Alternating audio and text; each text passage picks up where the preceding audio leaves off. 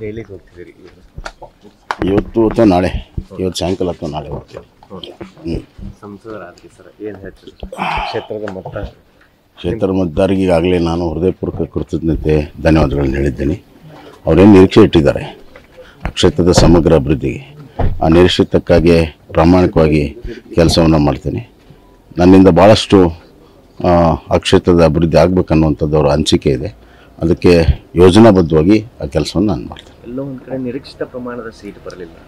ಅದು ಕೆಲವೆಲ್ಲ ಈ ರಾಜ್ಯ ಸರ್ಕಾರದ ಹಣಬಲ, ತೋಳ್ಬಲ, ಅಧಿಕಾರದ ಬಲ ಪ್ಲಸ್ ಗ್ಯಾರಂಟಿ ಇವೆಲ್ಲವೂ ಸೇರಿ ಸ್ವಲ್ಪ ಹಿನ್ನಡೆ ಆಗಿದೆ. ಬರುವಂಥ ದಿನಗಳಲ್ಲಿ ನಾವು ತುಂಬಿಸ್ಕೊಳ್ತೀವಿ. ಅದು ವಿಧಾನಸಭೆ ಚುನಾವಣೆಗೆ ಹೋಲಿಸಿದರೆ ನಮ್ಮ ಪರ್ಫಾರ್ಮೆನ್ಸ್ ಭಾಳ ಬೆಟರ್ ಆಗಿದೆ. ಸುಮಾರು 9% ವೋಟ್ ಹೆಚ್ಚಾಗಿದೆ. ಮುಂದಿನ ಭವಿಷ್ಯದ ದಿನಗಳು BJP ಕರ್ನಾಟಕದಲ್ಲಿ ಅಂತ ಹೇಳಕ್ಕೆ ಇಚ್ಛೆಪಡ್ತೀನಿ. ಅಲ್ಲ ಸರ್, ನೀವೊಂದು ಮಾತು ಹೇಳಿದ್ರಿ, ಲೋಕಸಭಾ ಚುನಾವಣೆ ನಂತರ ಸರ್ಕಾರ ಚೇಂಜ್ ಆಗುತ್ತೆ. ಕಾದು ನೋಡಿ. ಮತ್ತೆ ಪ್ರಧಾನಿಯವರೇ ಮೋದಿಯವರೇ ಆಗ್ತಾರೆ ಸರ್, ಯಾಕಂದ್ರೆ ಇಂಡಿಯಾದವರು ಸರ್ಕಾರ ಪ್ರಧಾನಮಂತ್ರಿ ನರೇಂದ್ರ ಮೋದಿಯವರು ಆಗ್ತಾರೆ. ಇವತ್ತು ದೆಹಲಿಗೆ ಹೋಗ್ತಿದ್ದೀರಿ ಇವತ್ತು ಅಥವಾ ನಾಳೆ, ಇವತ್ತು ಸಾಯಂಕಾಲ ಅಥವಾ ನಾಳೆ ಹೋಗ್ತೀವಿ. ಸಂಸದರಾದ್ರಿ ಸರ್, ಏನು ಹೇಳ್ತೀರಿ ಕ್ಷೇತ್ರದ ಕ್ಷೇತ್ರ ಮತದಾರರಿಗೆ ಈಗಾಗಲೇ ನಾನು ಹೃದಯಪೂರ್ವಕ ಕೃತಜ್ಞತೆ ಧನ್ಯವಾದಗಳನ್ನು ಹೇಳಿದ್ದೇನೆ. ಅವರೇನು ನಿರೀಕ್ಷೆ ಇಟ್ಟಿದ್ದಾರೆ ಆ ಕ್ಷೇತ್ರದ ಸಮಗ್ರ ಅಭಿವೃದ್ಧಿಗೆ, ಆ ನಿರೀಕ್ಷಿತಕ್ಕಾಗಿ ಪ್ರಾಮಾಣಿಕವಾಗಿ ಕೆಲಸವನ್ನು ಮಾಡ್ತೇನೆ.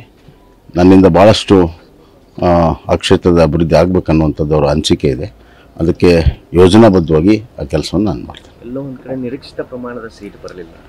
ಅದು ಕೆಲವೆಲ್ಲ ಈ ರಾಜ್ಯ ಸರ್ಕಾರದ ಹಣಬಲ, ತೋಳ್ಬಲ, ಅಧಿಕಾರದ ಬಲ ಪ್ಲಸ್ ಗ್ಯಾರಂಟಿ ಇವೆಲ್ಲವೂ ಸೇರಿ ಸ್ವಲ್ಪ ಹಿನ್ನಡೆ ಆಗಿದೆ.